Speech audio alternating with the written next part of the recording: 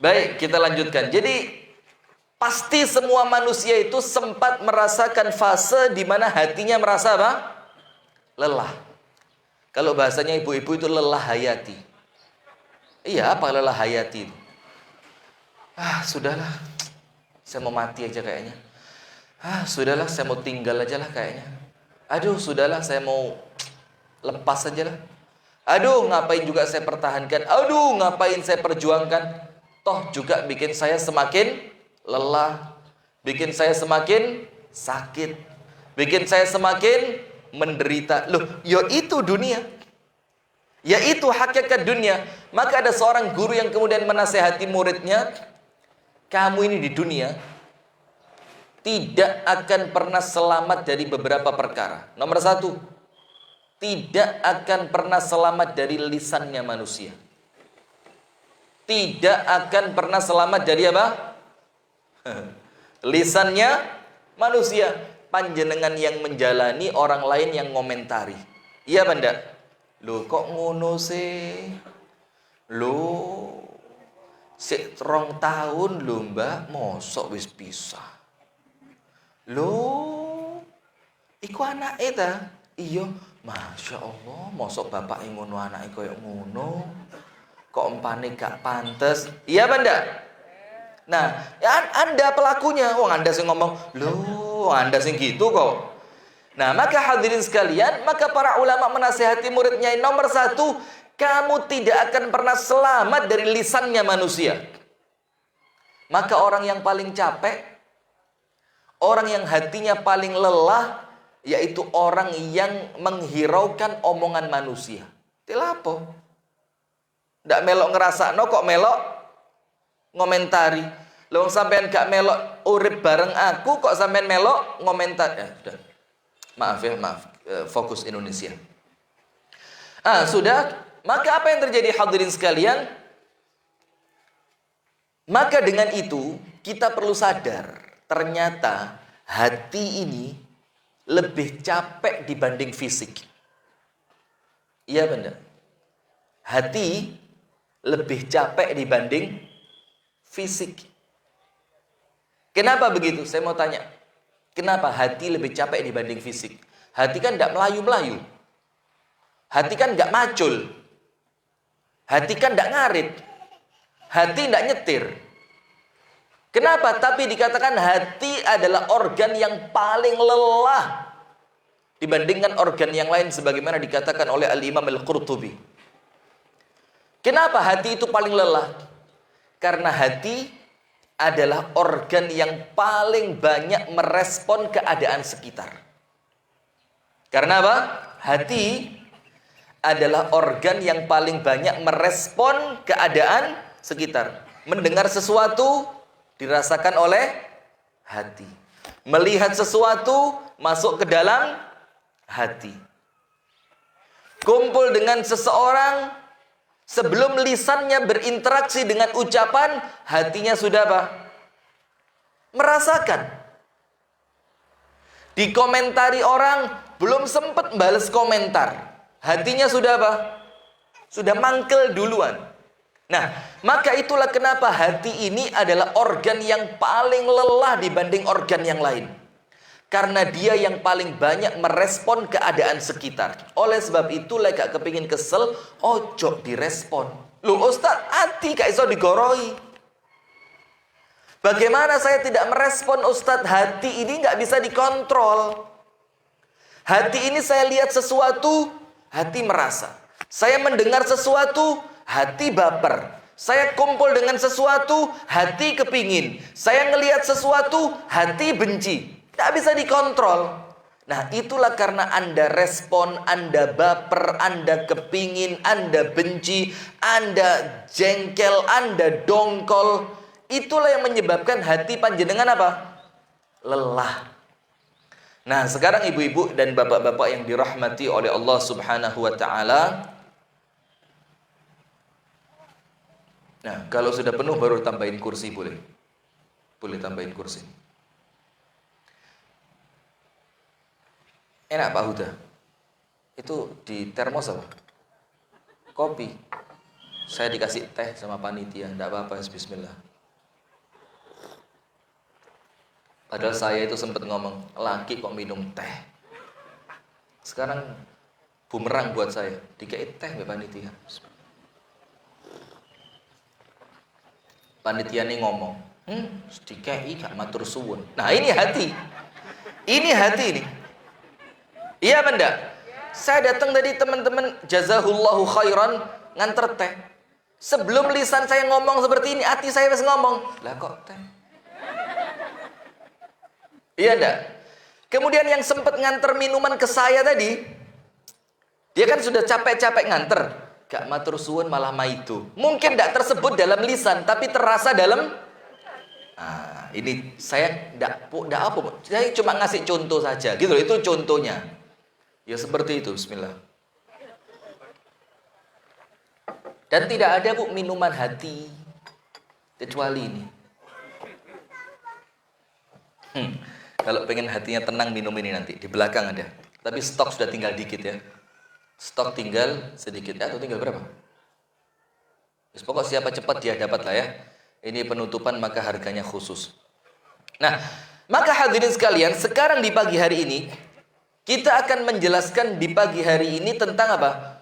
Apa sih yang menjadikan hati kita ini rekreasi? Kita ini kepingin hati kita ini istirahat. Kita kepingin hati kita refreshing.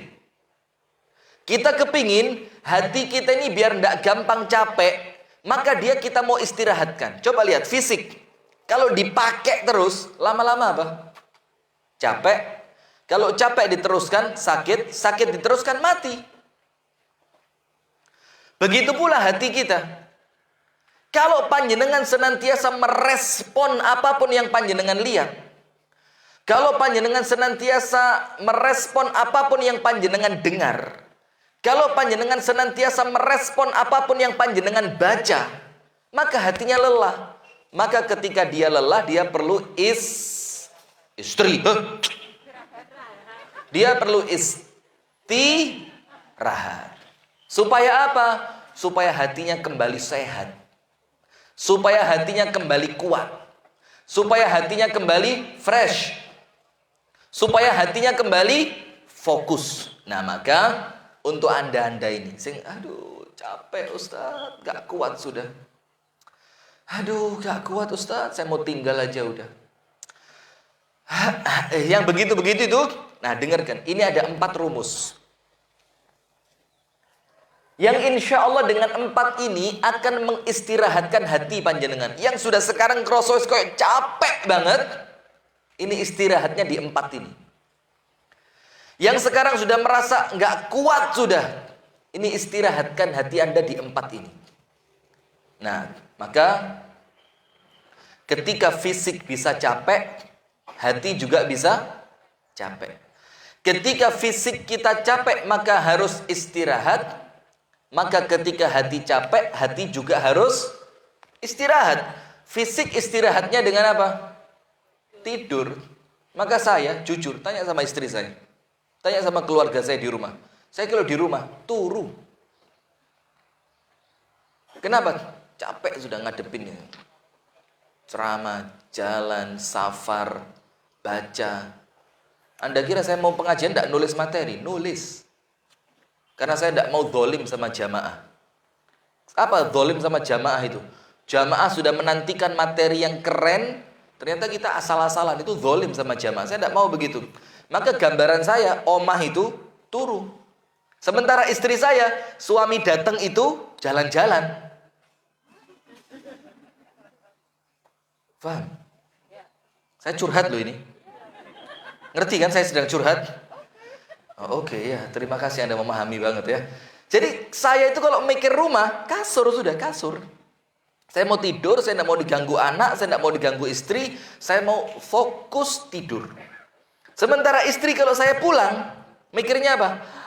Suami pulang, bakal jalan-jalan, makan keluar, peret semua. Tidak ada. Nah, maka di mana-mana kemauan suami harus menang. Setuju? Yang kompak. Kemauan suami harus menang. Setuju?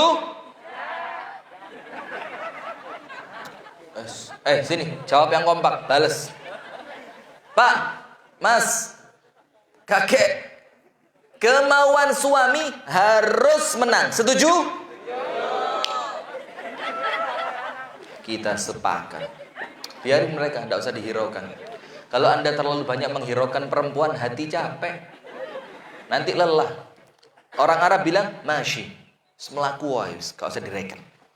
Nah, maka ketika hati itu capek perlu istirahat sebagaimana fisik, makanya hati panjenengan ketika sudah mulai lelah kudu diistirahatkan. Tapi sayangnya apa? Istirahatnya bukan tidur. Istirahatnya bukan rekreasi. Istirahatnya bukan minum suplemen. Apa suplemen? Bukan Superman. Istirahatnya bukan minum habat drink seperti ini. Ini tanpa gula. Jadi minuman ini habatus sauda dan jujur, ini produsennya bukan orang pembohong, produsennya orang jujur. Habatus sauda, manisnya dari madu, kemudian ditambahi gula aren aman. Kemudian supaya gurih dikasih biji wijen. Dan kemudian krimernya nabati, bukan hewani. Krimernya nabati. Maka minuman ini cocok untuk yang punya diabetes. Tidak akan pengaruh sama gula panjenengan. Dan minuman ini untuk orang yang kalau pagi minum kopi moro-moro wetenge kembung. Dengan minum ini tidak ada kembungnya. Dan rasanya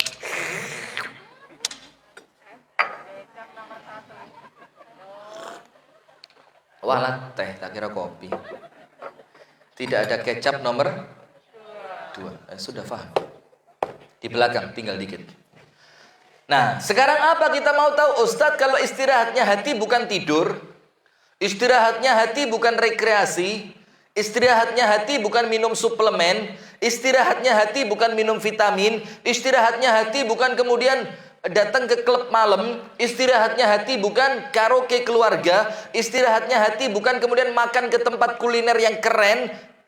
Terus apa istirahatnya hati saya? Saya mau Ustadz, hati saya betul-betul istirahat. Saya mau Ustadz, hati saya hilang capek dan penatnya. Nah, maka ada berapa tadi? 4. Nomor 1, jangan ditulis. Dengerin. Nomor 1, saya belum mau ngomong. Saya mau muter-muter dulu ya. Nah, maka yang 4 ini, Bu, semuanya tidak ada kaitan dengan dunia. Maka Anda kira orang yang mobilnya bagus, hatinya enak gitu? Bukan enggak, belum tentu. Belum tentu. Apa Anda kira orang yang istrinya cantik, jelita, senantiasa hatinya tidak lelah? Justru kadang-kadang melelahkan. Kakean sing delok. Apa Anda kira punya suami ustadz kemudian bahagia gitu? Diceramai terus, diajak sholat tahajud kalau malam, diajak baca Al-Quran ketika penat. Anda kira begitu? Tanya sama istri saya. Aku yang di omah bojoku gak tak reken kok. Iya. Nah, maka hadirin, 4 obat hati ini tadi, 4 yang menjadikan hati panjenengan istirahat, 4 yang menjadikan kelelahan hati kita hilang, itu sedikit pun tidak ada kaitannya dengan dunia. Karena apa? Hakikat dunia tadi melelahkan. Hakikat dunia tadi apa? Melelahkan. Maka Allah katakan dalam Al-Quran, in tahmil alaihi yalhaz wa in tatruhu yalhaz. Dunia ini, maaf ya, seperti seekor anjing ketika dia mengejar sesuatu. Dapat tetap capek, tidak dapat semakin capek. Maka Allah katakan, kalau engkau kasih beban kepada anjing, dia akan yalhaz. Yalhaz itu apa? Mengeluarkan lidahnya dalam keadaan terengah-engah. In tahmil alaihi yalhaz. Wa in tatrukhu yalhaz. Tidak dikasih pekerjaan pun, itu kegiatannya anjing. Yaitu hakikatnya dunia.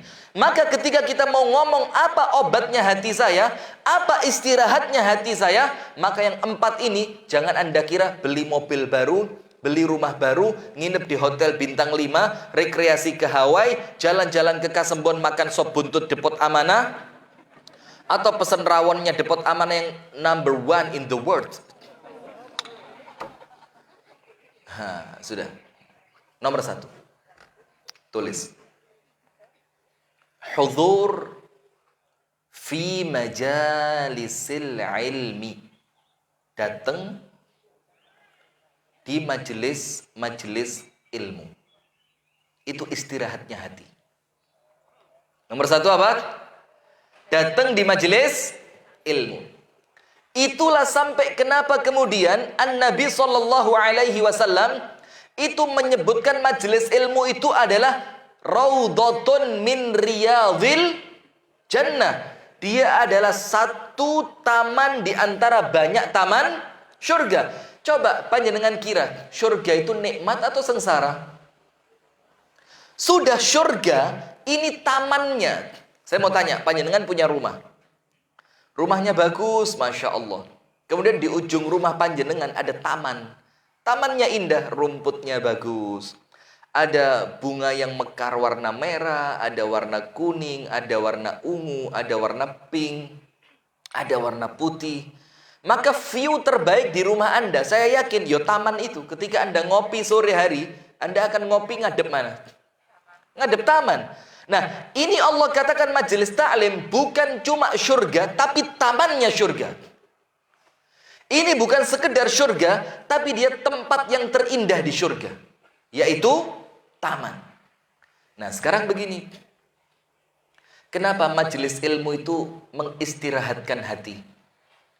Kenapa majelis ilmu ini adalah wisatanya hati? Sekarang begini. Orang itu kalau lagi sumpek, kepikiran pekerjaan yang menumpuk ndak kelar-kelar, ngejar proyek ternyata ndak goal, cari klien ternyata kliennya kabur, iya ndak? Ketika dia sampai di majelis ilmu, diingatkan tentang akhirat, maka hilang penatnya dunia tadi. Ternyata apa yang Allah tidak takdirkan kepadaku tidak akan datang untukku. Akhirnya tenang hatinya. Setelah sebelumnya datang ke majelis taklim tadi, nguber, harus dapat, harus deal, harus sukses, harus keuntungan sekian. Ketika panjenengan datang di majelis taklim diingatkan, Bu, Pak, rezeki tidak jamin bahagia. Allah bisa membahagiakan panjenengan dengan uang ataupun tanpa uang. Nah, hatinya langsung apa? Langsung istirahat. Oh iya. Nah, maka di majelis taklim ini panjenengan sedang diingatkan tentang akhirat, panjenengan dibikin lupa dengan dunia. Maka Allah katakan tentang dunia dan akhirat, walal akhiratu khairul laka minal ula. Kita ini sedang diajak untuk betul-betul ngerti dunia ini sementara saja. Kamu jadi orang miskin-miskinnya sementara. Kamu sakit-sakitnya sementara. Kamu sedih-sedihnya sementara. Maka orang Arab mengatakan dawamul hal minal muhal. Tahu enggak ada cerita begini? Apa arti dawamul hal minal muhal? Berdirinya suatu keadaan selamanya itu mustahil. Seneng terus enggak mungkin. Sedih terus enggak mungkin. Sehat terus enggak mungkin. Ketawa terus enggak mungkin. Nangis terus tidak mungkin. Maka orang Arab bilang dawamul hal minal muhal. Sesuatu itu ketika jalan terus menerus itu mustahil, tidak mungkin. Nah, maka panjenengan pernah dengar cerita enggak? Ada seorang tukang emas, pengrajin emas. Tapi dia bukan cuma pengrajin emas. Dia seorang pengrajin emas dan dia terkenal orang yang paling hakim di zamannya. Orang yang paling bijaksana di zamannya. Maka datang seorang pelanggan. Saya mau beli emas. Bentuklah seperti gelang. Tapi kemudian tuliskan di sana satu kata hikmah yang akan aku pegang selamanya. Jadi intinya bukan emasnya, tapi kata-kata hikmahnya itu loh. Kalau bahasa kita sekarang apa? Quotes. Ngerti para quotes? Quotes itu kata-kata indah, kata-kata bijaksana. Yang ketika panjenengan baca, oh iya, oh bagus, oh Masya Allah. Itu loh, itu namanya apa? Quotes. Akhirnya dipikir sama pengrajin emas tadi, dipikir apa kalimatnya yang bisa dia pakai sepanjang umurnya. Dipikir, tep, ketemu. Apa yang dituliskan oleh pengrajin itu di gelang emas tadi? Ini pun akan berlalu. Cuma itu tok. Apa kalimatnya? Ini pun akan berlalu. Ngerti tidak? Ketika pemilik gelang emas tadi sedih, dia lihat gelangnya, ini pun akan berlalu. Ketika dia sedang bahagia banget, sampai lebay bahagianya, janjiin ini itu, janjiin ini itu, janjiin ini dengan itu. Dilihat lagi gelangnya, ini pun akan, oh iya, bahagiaku pun akan segera berlalu. Ketika dia sakit, sudah mulai capek dengan sakitnya, dia lihat gelangnya, oh ini pun akan berlalu, nanti ada sembuhnya. Ketika dia sedang jaya, sedang di atas, sedang punya jabatan, dia lihat gelangnya, ini pun akan berlalu. Maka kalimat hikmah itu yang dituliskan oleh pengrajin emas tadi untuk pelanggan yang membeli emas darinya. Nah, maka itulah Bu, ketika panjenengan sedang di majelis taklim, itu tidak ada majelis taklim itu ngajari panjenengan untuk punya rumah tingkat 9. Tidak ada majelis taklim itu ngajari panjenengan untuk menggebu mengejar dunia. Tidak ada majelis taklim dimanapun mengajarkan kepada panjenengan untuk diperbudak oleh jabatan. Tidak ada majelis taklim dimanapun mengajarkan kepada panjenengan untuk benci kepada besan panjenengan. Kok besan katut ya? Ya karena ibu-ibu ini masalahnya besan terus. Besan niko gak pada besan niko lu. Sing iku bentek kok iku mesti nggowo-nggowo. Sing kono, ojo nggowo tek kok ora tahu. Ndak usah surung-surungan, padha karo-karone kok. Sampean Mbak iya, sampean bisa. Ndak usah begitu. Nah, sudah. Maka artinya apa? Kita datang ke majelis taklim, itu kita mau diingatkan tentang akhirat yang Allah katakan akhirat jauh lebih mulia, lebih baik, lebih kekal, lebih indah, lebih segalanya dibanding dunia. Maka ketika panjenengan datang ke majelis taklim membawa beban dunia segunung, panjenengan datang ke majelis taklim membawa beban dunia yang berat, tiba-tiba moro-moro leleh. Oh, dunia sementara. Oh, ternyata kaya miskin bukan ukuran cintanya Allah. Oh, ternyata ketika saya diuji, justru ujian itu bentuk cintanya Allah. Oh, ketika saya mulai mangkel dengan suami, diingatkan lagi, oh ternyata suami pintu surga saya. Oh, ketika saya mulai malas ngurusin anak, oh ternyata ini anak investasi akhirat saya. Nah, sehingga setiap panjenengan datang ke majelis taklim, itu hatinya diistirahatkan. Enak gitu, tenang gitu. Nah, maka saya sarankan ibu-ibu dan bapak-bapak, kalaupun panjenengan sibuk di rumah, ngurusi anak banyak, tidak sempat keluar rumah, pekerjaan rumah begitu menumpuk, tidak sempat datang ke majelis taklim, buka YouTube. Buka apa? YouTube. Perdengarkan ceramah ustadz favorit panjenengan. Wis dah harus Ustadz Rifki. Wis kakean sing senengi. Bismillah.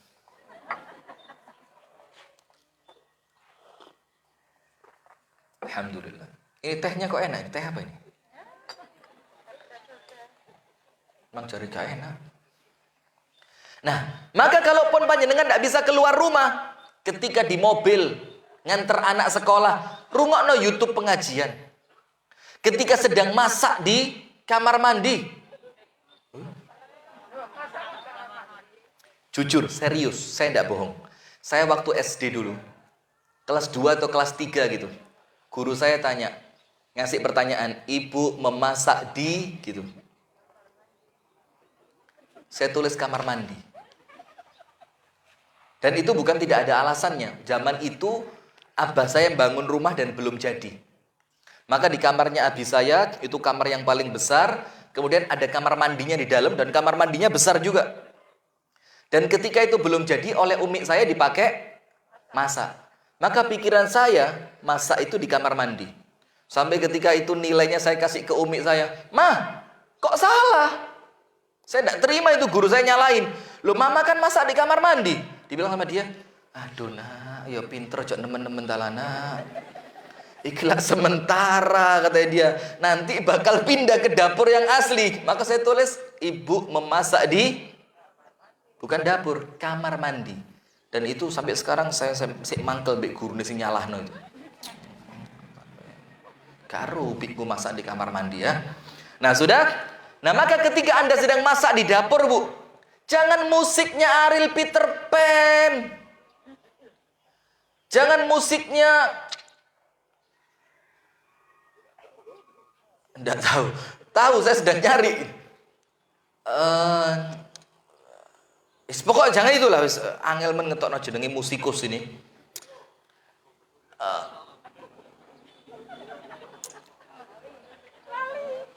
Saya sudah apalin tadi padahal. Killing Me Inside. PW Gaskin. Ngerti kan? Ngerti kan? Ngerti. Jangan musik itu nambahi Anda tambah sumpek. Musik itu mengantarkan Anda untuk semakin dalam perasaan. Lagi mangkel ngurungokno musik, itu mangkelnya dipopok, dirabuk, ditumbuhkan lebih besar. Anda ini makanya begitu, ibu-ibu yang di rumah yang capek, tidak bisa datang ke majelis taklim, buka YouTube, dengerin majelis taklim. Di kamar, nyusuin anak, dengerin majelis taklim. Nganterin anak sekolah, dengerin majelis taklim. Lagi istirahat, dengerin majelis taklim. Nunggu gorengan ayamnya kering, dengerin majelis taklim. Ini sudah lelah, tidak bisa keluar rumah, yang dilihat bukan ilmu, yo tambah blangsak panjenengan. Nah, maka wisata hati yang pertama, istirahatnya hati yang pertama, sering-sering duduk di majelis taklim. Maka ada cerita kisah nyata seorang ulama besar gitu. Dia itu konangan muridnya. Konangan itu apa? Tolong panitia, ibu-ibu ada kursi yang lain enggak? Ada kursi lagi enggak buat ibu-ibu? Kalau masih ada yang kosong, Anda geser gini, Bu. Jadi duduk itu ojo golek enake. Duduk itu memudahkan orang berikutnya untuk duduk di tempat yang kosong.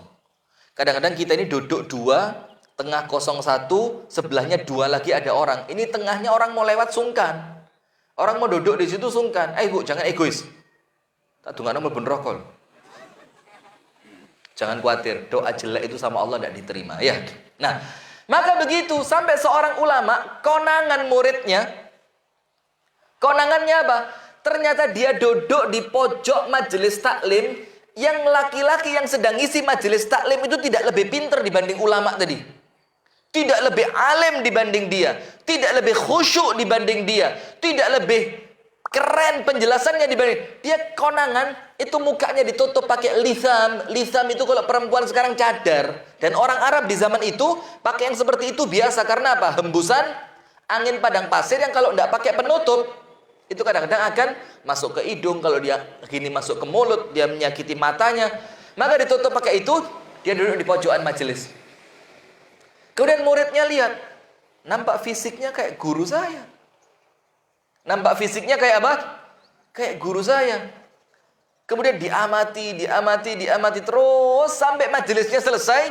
Gurunya keluar, lisamnya dibuka, ternyata betul, lo guru saya. Langsung didekati sama muridnya. Dideketin, dicium tangannya, ditanya, "Ya Syaikhi, lima hadartahuna?" Guruku, kenapa kamu datang ke sini? Itu yang disampaikan dia tadi, itu semuanya ilmunya dari kamu. Apa kata gurunya? Hatiku tiba-tiba tidak tahu tadi kenapa ada rasa kok tidak enak gitu. Maka saya kepingin hati ini kembali sembuh. Saya kepingin hati ini kembali sehat. Saya kepingin hati ini kembali keren. Maka saya cari majelis taklim dan saya tidak ketemu kecuali di tempat ini. Maka saya mau istirahatkan hati saya. Nah, ini ulama padahal. Nah, maka panjenengan hadirin, sak capek-capeknya fisik, datang majelis taklim. Kalaupun tidak bisa datang, buka lewat apa? YouTube, cari channel YouTube apa yang Anda suka. Ustadz Adi Hidayat, Ustadz Omar Mita, Ustadz Abdus Somad, Ustadz siapapun yang Anda suka, dengerin ta'limnya. Maka ketika Anda mendengarkan ta'lim, Anda diajari untuk sabar, Anda diajari untuk ikhlas, Anda diajari untuk tawakal, Anda diajari untuk ngerti mana takdir, Anda diajari untuk senantiasa ridho dengan ketetapan Allah. Akhirnya hatinya merasa apa? Tenang. Akhirnya hati panjenengan istirahat. Lah ini hatinya capek nonton YouTube-nya Ricis.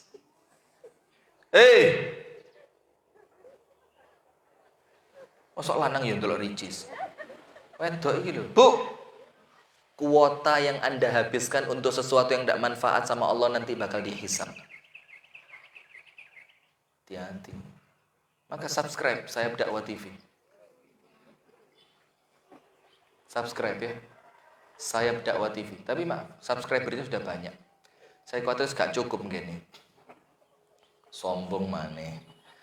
Nah, maka ketika hati sedang capek, jangan malah ngelihatnya apa? Crazy rich. Tambah remuk hati panjenengan, bukan capek, remuk. Ketika hati Anda sedang lelah, ngelihatnya jangan orang yang hidupnya nikmat, pelesiran ke Bali, pelesiran ke Thailand, Hawaii. Yo tambah ngenes sampean. Iki ndek omah ngurus anak wakeh.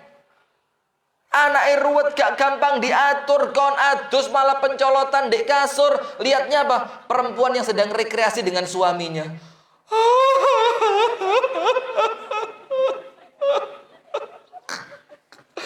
Aku ndek omah anak wakeh. Bojoku ora kompen. Gak tahu perhatian lagi. Remuk. Cuma sayangnya memang bukan laki-laki, maaf Bu ya, perempuan. Perempuan itu ketika sedih, dia kepingin sedihnya itu tambah dalam gitu.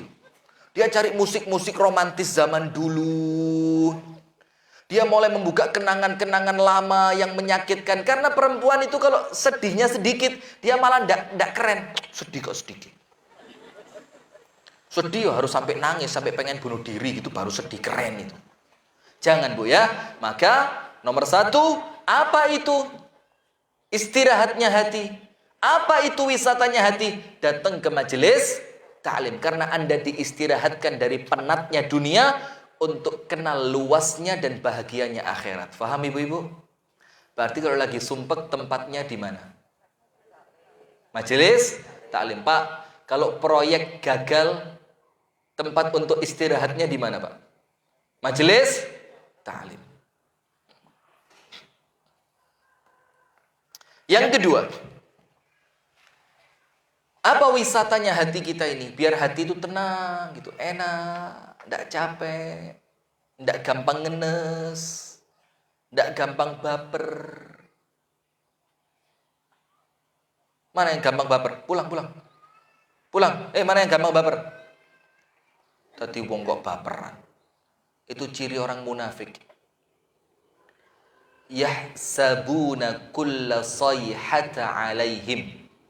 Orang munafik itu mengira setiap ocehan yang mereka dengar itu untuk mereka. Padahal belum tentu orang yang ngomong itu nunjuk Anda. Tapi karena hatinya kotor, orang ngomong ngopo ae itu rasanya apa? Kok empane ngeneki aku terus yo? Kok nyindir aku yo? Kok menohok ke saya ya? Itu hati-hati. Tapi kalau orang hatinya baik, orang mau ngomong apa? Ya, haknya dia nulis. Haknya dia ngomong. Ya kan begitu. Dan Anda jangan terlalu baper. Nah, apa yang kedua? An-nazar ila salihin. Memandang kepada orang-orang saleh. Memandang kepada orang-orang saleh. Tapi ingat, yang dipandang bukan cuma wajahnya, tapi kehidupannya. Yang dipandang bukan cuma kehidupannya, tapi sederhana rumahnya. Yang dipandang bukan cuma sederhana rumahnya, tapi ibadahnya. Yang dipandang bukan cuma ibadahnya, tapi kesabarannya. Yang dipandang bukan cuma kesabarannya, tapi keteguhannya. Yang dipandang bukan cuma keteguhannya, tapi ujiannya. Supaya apa? Panjenengan bisa berkaca, oh ternyata dia lebih parah dibanding saya, tapi dia bisa sabar. Oh ternyata saya masih lebih beruntung dibanding dia, tapi dia lebih sabar. Maka ngeliat kepada siapa? Orang-orang solih. Maka kalau dalam tombo ati itu apa? Tombo ati iku limo. Nggak usah ikut nyanyi. Wah, saya ustadznya. Anda ngambil jatah saya. Mau berapa persen nanti dari amplopnya? 90. Jerit-jerit saya, Bu. Nggak ada, bercanda. Begini. Salah satu di antara tombo ati yang limo itu, obat hati yang lima apa? Wong kang soleh kumpulono. Kumpul sama orang soleh. Berteman sama orang soleh. Datang ke rumahnya orang soleh. Cerita sama orang soleh. Minta dinasehati oleh orang soleh. Mendekat sama orang soleh. Maka coba perhatikan. Kita ini, kadang-kadang kalau pas kumpulan nih wong api, pas kumpulnya sama orang yang baik, itu kayak kebawa. Iya apa enggak? Ketika dia sedang mengobrolkan hafalan Al-Quran, panjenengan langsung terpacu. Saya kepingin hafal Al-Quran. Ketika mereka sedang membicarakan tentang perjuangan, langsung semangat perjuangan panjenengan bagaimana? Termotivasi. Ketika mereka sedang menceritakan mengenai ujian hidup, panjenengan merasa apa? Ternyata ujianmu lebih besar. Cuma sayangnya kita ini tidak seneng kumpul sama orang soleh. Padahal memandang orang soleh itu menyelesaikan masalah. Memandang orang soleh itu mengistirahatkan hati. Memandang orang soleh itu menenangkan pikiran. Coba yang Anda lihat. Presiden, menteri, mangkel toh rasanya ya. Menteri kesehatan. Mangkel gak jerone hati? Jaluk ping telu mana? Coba yang Anda lihat itu sosok ulama yang adem. Kalau saya pribadi, jujur ya, di Kediri, itu ada satu ustadz yang saya kalau ngelihatnya itu, ini orang ikhlas banget nampaknya. Ustadz Abdul Karim Hasan At-Tamimi, hafizahullah ta'ala, itu kayak teduh gitu wajahnya itu. Kita ini kalau ada masalah, kemudian ketemu Ustadz Abdul Karim, itu kayak masalah belum selesai, kayak udah selesai rasanya. Kalian ngelihat wajahnya itu yang tenang, air mukanya itu air muka ndak sombong. Air mukanya itu air muka menenangkan, air mukanya itu air muka ngopeni. Maka seket-ketok gitu ya. Belum sempat beliau ngomong, belum sempat beliau ngerangkul, belum sempat kita cium tangannya itu kayak wes itu gunung es masalah itu seakan-akan tiba-tiba langsung cair. Anda lihat Rasulullah Muhammad SAW. Ada yang lebih soleh dibanding Rasul? Jawaban. Ada enggak yang lebih soleh dibanding Rasulullah?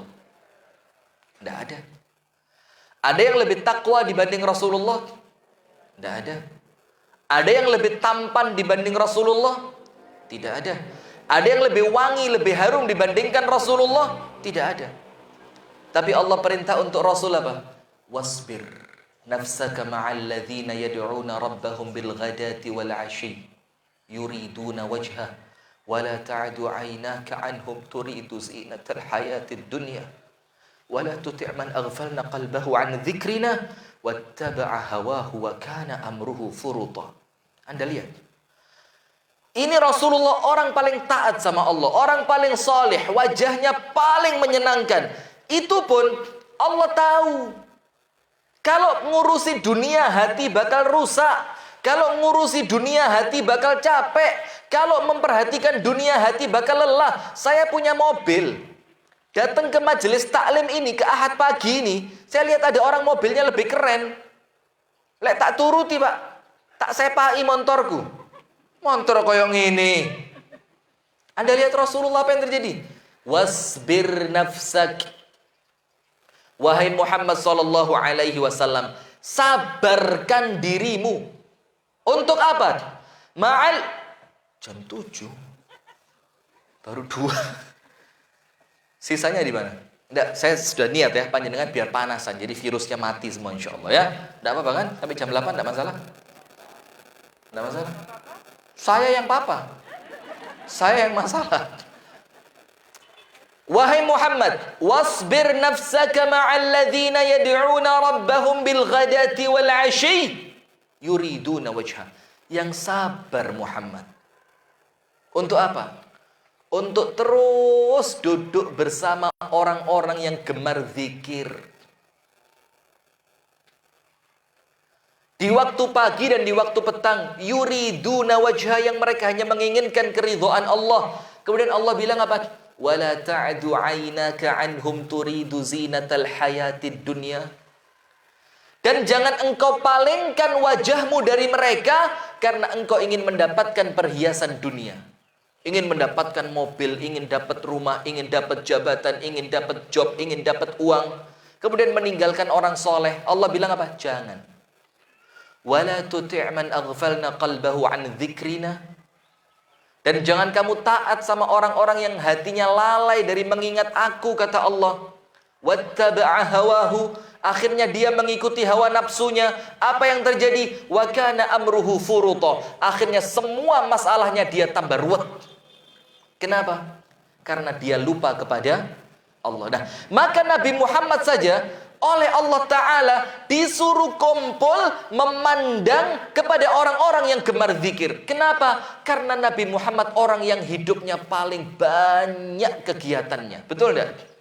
Maka Allah menginginkan, wahai Muhammad, istirahatkan hatimu. Wisatakan hatimu. Biar hatimu tidak capek. Bagaimana caranya? Duduk bareng orang-orang yang gemar zikir. Jangan kemudian duduk dengan orang-orang yang omongannya dunia. Tambah kobong sampean. Kebakar sampean. Panas sampean. Maka bagaimana? Memandang kepada orang-orang soleh. Maka lihat. Al-Imam Ibnul Qayyim Al-Jauziyah itu ketika sumpek itu datangnya kemana? Datang ke rumah gurunya, yaitu Syekhul Islam Ibnu Taimiyah. Kemudian Ibnul Qayyim di rumahnya Ibnu Taimiyah, dia tidak ngomong apapun, duduk, dia dilihat muka gurunya, dilihat aktivitas gurunya, dilihat ketika gurunya baca buku, dilihat ketika gurunya nulis, dilihat ketika gurunya zikir, dilihat ketika gurunya sedang tafakkur. Dan itu kata Ibnul Qayyim apa? Itu langsung ngobati hati saya yang sedang sumpek. Maka disampaikan oleh para ulama, nazarul mu'min ilal mu'min tajlil qalba. Orang mukmin itu kalau ngelihat mukmin yang lainnya itu ngedemi hati, mendinginkan hati. Sampai lihat panjenengan hadirin sekalian dirahmati oleh Allah. Al-Imam Al-Qurtubi sampai ngomong apa? Le iso, kalau kamu bisa beli rumah di sebelah rumahnya orang soleh.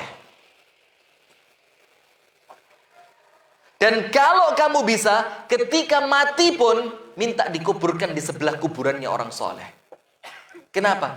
Itu ngedem hati, itu wisatanya hati. Maka kita ini kalau ketemu orang soleh gitu, kayak masalah langsung selesai. Betul apa enggak?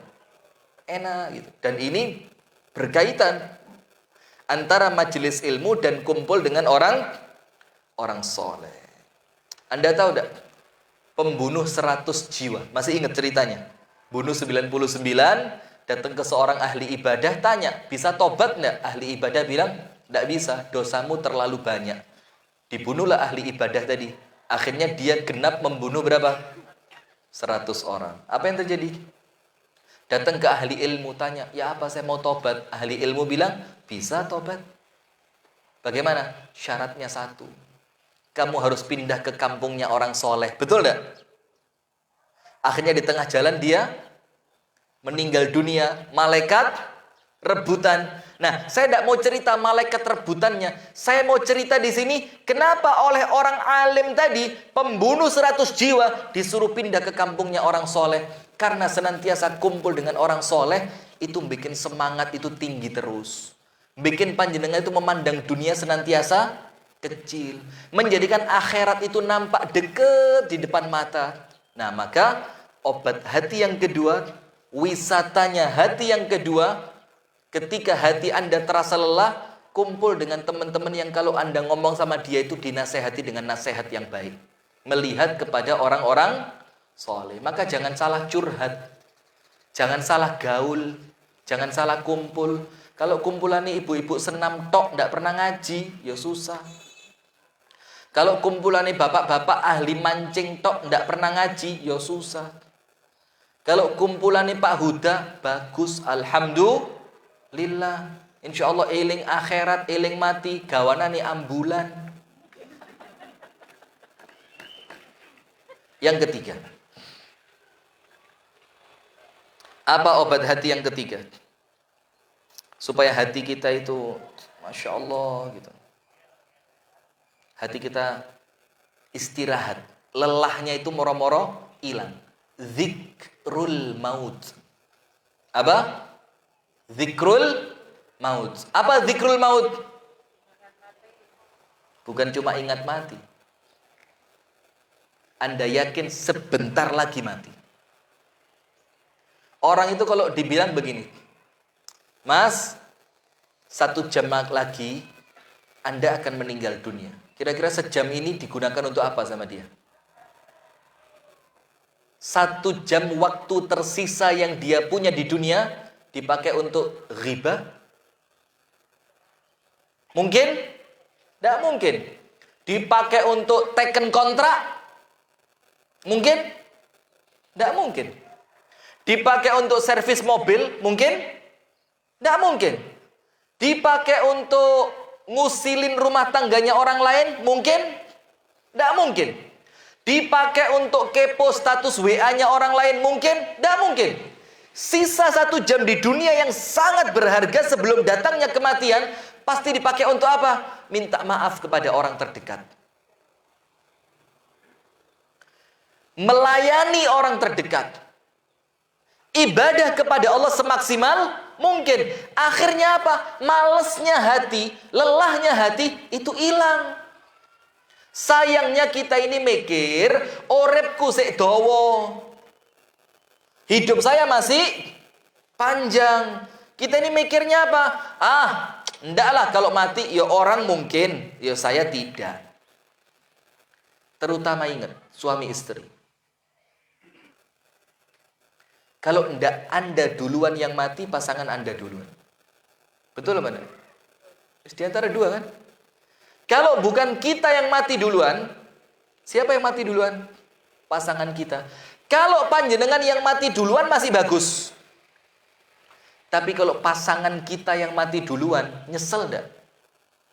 Nyesel enggak? Mas, urip kok maneh, Mas. Aku njaluk sepuro, Mas. Wingi aku kapok, Mas. Wingi aku getun, Mas. Sampean wingi njaluk ngene gak tak kei, Mas. Setelah suaminya mati, nyesel? Nyesel? Enggak, neraka sampai enggak. Suami juga gitu. Tiap hari nyakitin istri, membebani istri, nyalain istri, ngerepotin istri. Enggak mau tahu sama istri, cuek sama istri. Nanti istrimu meninggal, Pak. Nyesel Anda, Pak. Dia perempuan yang mulai awal mendampingi Anda, Pak. Dia perempuan yang rela hidupnya untuk melayani Anda, Pak. Nah, maka zikrul maut itu tidak sesederhana sekedar membayangkan kita bakal mati. Tidak. Tapi minimal 2. Kematian depan mata. Dan kita juga terancam dengan ditinggalkan oleh orang yang paling kita cintai. Akhirnya apa? Tidak berani macam-macam sama orang yang kita sayangi. Eman. Kalau saya hari ini marah sama dia, terus dia mati, saya nyesel. Kalau hari ini saya tidak layani dia dengan semaksimal mungkin, nanti dia mati, saya nyesel. Kalau hari ini saya marahin dia, nanti kemudian dia mati, nangis saya. Maka itulah sempat saya sampaikan di sini, Bu. Setiap Anda mau keluar rumah, nomor 1, minta maaf sama orang rumah. Kalaupun Anda nanti tidak balik, Anda sudah minta maaf sama dia. Ataupun kalau orang rumah nanti Anda balik, dia sudah tidak ada, Anda tidak nyesel karena Anda sudah minta maaf. Yang kedua, tinggalkan kesan terbaik setiap Anda mau pergi dari rumah. Tinggalkan apa? Kesan terbaik. Sehingga nanti kalaupun Anda tidak pulang ke rumah, yang diingat sama orang yang Anda tinggalkan, kesan terbaik yang Anda kasih buat dia sebelum Anda pergi. Iya apa enggak? Kalaupun ternyata orang rumah yang meninggal dunia duluan, Anda tidak terlalu menyesal. Kenapa? Anda telah memberikan sesuatu yang terbaik sebelum Anda pisah dengan dia. Nah, maka mengingat kematian ini, Bu, itu bikin dunia tiba-tiba kecil. Bikin dunia tiba-tiba apa? Kecil. Coba, orang yang sekarang ini rebutan harta. Dapat hartanya, 1 jam kemudian mati. Manfaat apa buat dia? Kerja, lembur. Istri ditinggal, anak ditinggal, tidak perhatian sama rumah tangga. Itu duit belum cair, orangnya dicairkan oleh malaikat maut. Apa manfaatnya buat dia? Nah, maka zikrul maut ini keren. Sampai Anda tahu Al-Imam Al-Hasan Al-Basri. Imam Hasan Basri tahu kan? Itu ketika dia rasa hatinya mulai lelah, capek dunia gitu ya. Apa yang Imam Hasan Basri lakukan? Apa yang beliau lakukan? Beliau tanya ke teman-temannya, mana orang yang lagi sakaratul maut? Beliau lihat. Mana orang yang lagi apa? Sakaratul maut. Beliau lihat. Tujuannya apa? Karena melihat orang yang sedang sakaratul maut, itu langsung bikin hati itu lelahnya hilang. Oh ya, memang dunia bukan tempatnya istirahat. Istirahat hati boleh, istirahat fisik jangan. Ini dunia, kesempatan panjenengan untuk meraih akhirat sebanyak-banyaknya. Kalau panjenengan seperti orang yang sekarat, bagaimana? Sudah tidak ada kesempatan tobat, tidak ada kesempatan sholat, tidak ada kesempatan minta maaf, tidak ada kesempatan zikir. Maka pacu diri Anda. Lelahnya hati, istirahatkan dengan melihat orang-orang yang mau mati. Datang ke rumah sakit sana. Tapi sekarang jangan. Ini harus waspada COVID-19. Jadi begitu. Orang itu kalau ambisi dunianya terlalu tinggi, kemudian dia ingat mati, seketika putus itu ambisi dunia. Sampai Rasul bilang apa? Aktsiru dzikra hadzimil ladzat. Perbanyaklah kalian mengingat pemutus semua kenikmatan. Apa pemutus kenikmatan itu? Kematian. Coba, saya tidak bisa bayangin ibu-ibu. Mohon maaf sekali ya, ini mungkin ngomongnya kurang pantas. Dan ini apalagi kita sedang live ya. Mudah-mudahan tidak nyakitin siapapun. Tapi nasihat ikhlas di dalam hati. Saya tidak bayangin itu. Artis-artis yang sekarang itu berebut konten pamer kekayaan. Tiba-tiba mereka kena COVID dan moro-moro meninggal dunia. Apa yang bisa dibanggakan oleh mereka di akhirat? Hah? Dan bukan cuma artis, panjenengan juga yang sekarang sedang rebutan bangun rumah, rebutan beli tanah, rebutan ngejar proyek. Seketika Anda mati dan itu belum disedekahkan, apa manfaatnya buat Anda? Apa yang Anda banggakan nanti di hadapan Allah Ta'ala? Kamu hidup itu buat ibadah, bukan untuk mengejar kekayaan dunia. Malu di depan Allah. Maka ketika hati mulai lelah, ilingo mati. Ingat, mati. Zikrul maut. Kenapa? Ketika Anda zikrul maut, oh ya sudah, ayo semangat lagi. Jangan-jangan bentar lagi saya mati. Ketika Anda sedang capek ngelayani suami, aduh jengkel sama suami. Apa suami ini? Bismillah. Kebawa saya. Apa suami? Maka ingat, seketika itu kalau aku mati dalam keadaan dalam hatiku meremehkan suami, tidak ada surga bisa aku masuki. Dan ingat yang lain, kalau sekarang aku marah sama suamiku, aku jengkel sama dia, lelah hayati sama suami, tidak lama suami keluar kecelakaan mati, nyesel Anda. Nah itu loh. Maka zikrul maut itu mengistirahatkan hati. Ingat, Kesempatan hidup ini tidak Allah kasih buat sembarang orang. Maka ketika panjenengan masih punya kesempatan hidup, manfaatkan itu dengan sebaik-baiknya. Terakhir, penutup. Apa wisatanya hati yang keempat? Tamasya, imshi, aish, ma'al Qur'an. Hiduplah Anda bersama Al-Quran. Semua sudah tahu. Sampai-sampai Sayyiduna Uthman ibnu Affan radhiyallahu ta'ala anhu wa ardahu itu mengatakan apa? Lau salima qulubukum lama syabi'a min kalami rabbikum. Sekiranya hati kalian itu bersih, dia tidak akan pernah kenyang membaca Al-Quran. Kalau hati ini bersih, baca Quran itu tidak terasa kenyang. Apa artinya? Terus kurang. Kenapa? Quran ini adalah apa yang Allah turunkan untuk obat hati kita yang sedang lelah tadi. Ini masalahnya, hatinya lelah jauh dengan Al-Quran. Hatinya lelah, tidak kenal sama Al-Quran. Hatinya capek, tidak mau membaca Al-Quran. Saya pikirin, orang lagi sumpah kok suruh ngaji. Loh. Dan itu kenyataan. Ada orang sedang sumpah, disetelin Al-Quran, tambah ngamuk. Tolong, matiin. Aduh, gak tahu orang lagi sumpah. Nyetel Quran sekeras itu. Itu bukan orangnya yang ngamuk, jinnya yang ngamuk. Itu bukan orangnya yang ngamuk, setannya yang ngamuk. Maka itulah kenapa sering saya sampaikan, kan orang itu kalau ngaji, itu dia oleh Al-Quran sedang didetoks. Detoks itu apa?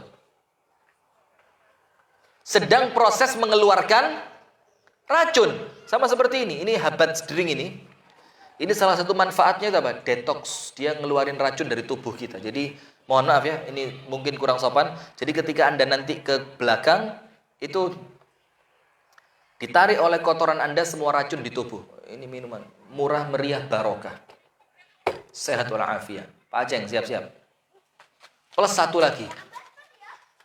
Susu, minuman kesukaan Nabi. Itu ada susu gerimis di belakang. Anda tahu susu gerimis? Itu milik kandang pribadi.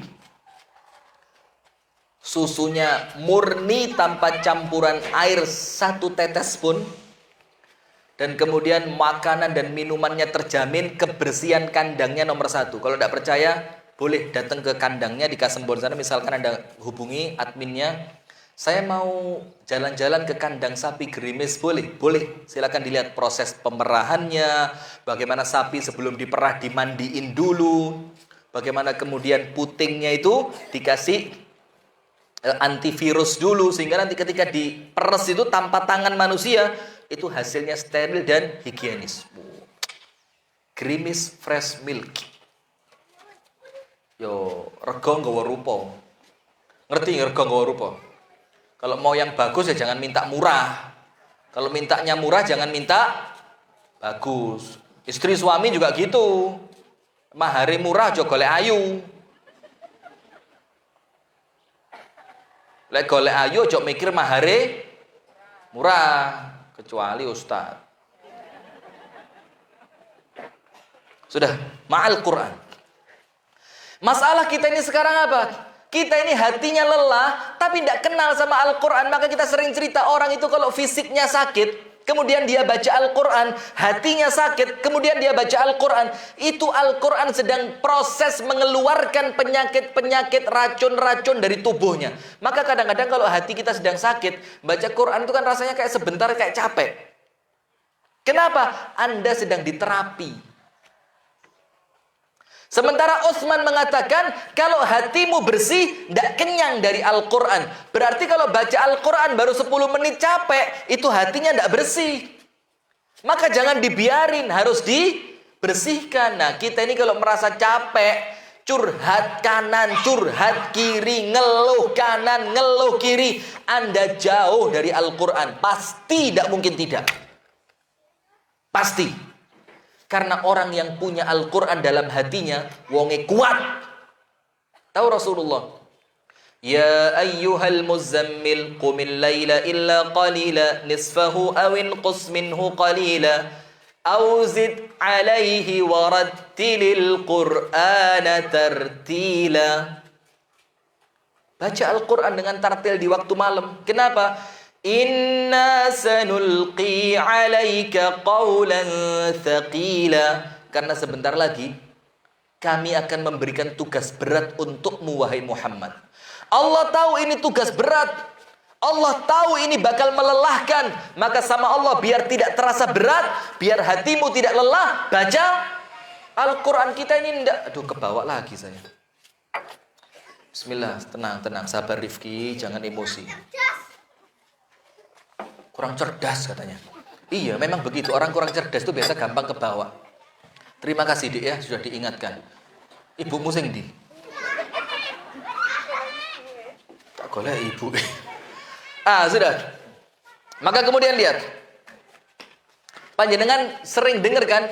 Ala bidzikrillahi tatma'innul qulub. Dengan zikir hati menjadi apa? Tenang. Apa kata Imam Nawawi zikir yang paling afdol? Ajma'a ulama'ul ummati ala anna afdhala dzikri tilawatil Qur'an.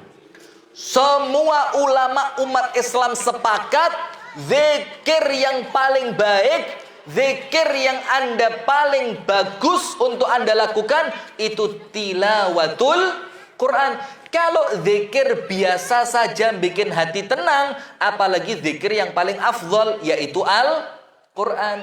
Maka sebelum Anda curhat ke orang lain, sebelum Anda mengeluhkan masalah Anda ke orang lain, coba dibuka dulu Qurannya, kenalan lagi sama Al-Quran. Jangan-jangan Quran Anda sudah berdebu di atas lemari. Jangan-jangan Quran Anda kalau dibuka sudah mulai bunyi kretek-kretek, itu kertasnya nempel satu dengan yang lain.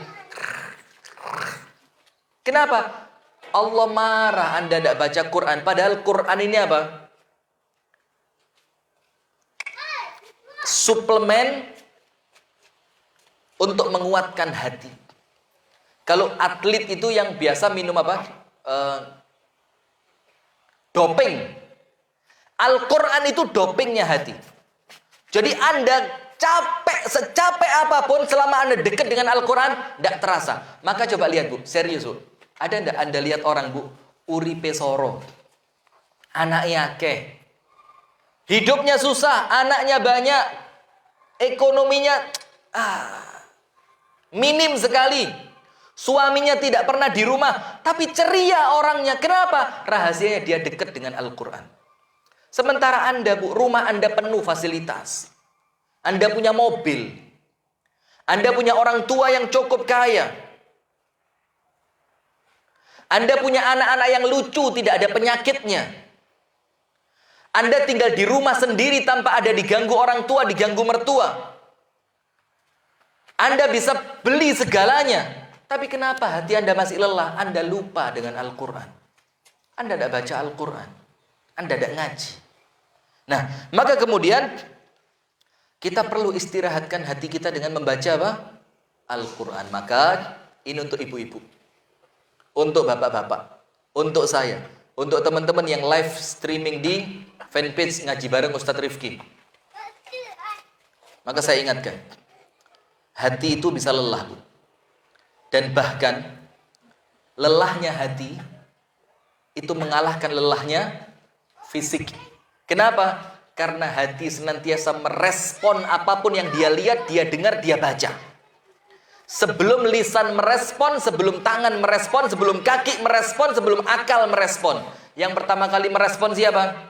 Hati. Maka karena aktivitasnya yang paling banyak, maka dia yang paling capek. Maka bagaimana istirahatnya? Nomor 1, datang ke majelis ta'lim. Anda diingatkan akhirat, adem hati. Nomor 2, lihat kepada wajahnya orang-orang yang solih. Tapi ingat, bukan cuma lihat wajahnya, lihat ibadahnya, lihat sabarnya, lihat keteguhannya, lihat kekuatannya, lihat tawakalnya. Yang ketiga, zikrul maut. Hati-hati. Apalagi zaman Covid ini, banyak orang mati mendadak. Seperti Ibu Gamar coba. Saya nyesel Bu, saya kalau ngaji, saya paling sering kerjain kalau di pengajian Arab-Arab Pare, Bu Gamar paling sering saya kerjain. Dan ketika beliau meninggal bukan di Pare, di Lamongan, sedih hati saya. Ya Allah, ini orang yang saya senang sama dia. Ngajinya rajin, orangnya baik. Sekarang meninggal, getun. Tidak sempat minta maaf, tidak sempat ketemu. Zikrul maut. Yang keempat, aish ma'al Quran. Hiduplah bersama Al-Quran. Nah, itulah ibu-ibu yang dirahmati oleh Allah. Semoga ada manfaatnya. Kurang lebihnya mohon maaf. Insya Allah kita lanjutkan pada waktu dan kesempatan yang lain. Pas ya, jadi kita mulai dari jam 6:10. Sekarang jam 7:10. Pas 1 jam. Alhamdulillah. Jam berapa sekarang? 7:30. Ya sudahlah, intinya mudah-mudahan manfaat Bu ya. Kalau saya punya salah mohon dimaafkan ya. Kalau ada kalimat-kalimat yang kurang berkenan mohon diikhlaskan ya. Kalau ada sikap, gaya, gestur tubuh yang Anda lihat menjengkelkan, tolong dimaafkan ya. Kalau untuk panjenengan, tidak usah minta maaf. Sudah saya maafin.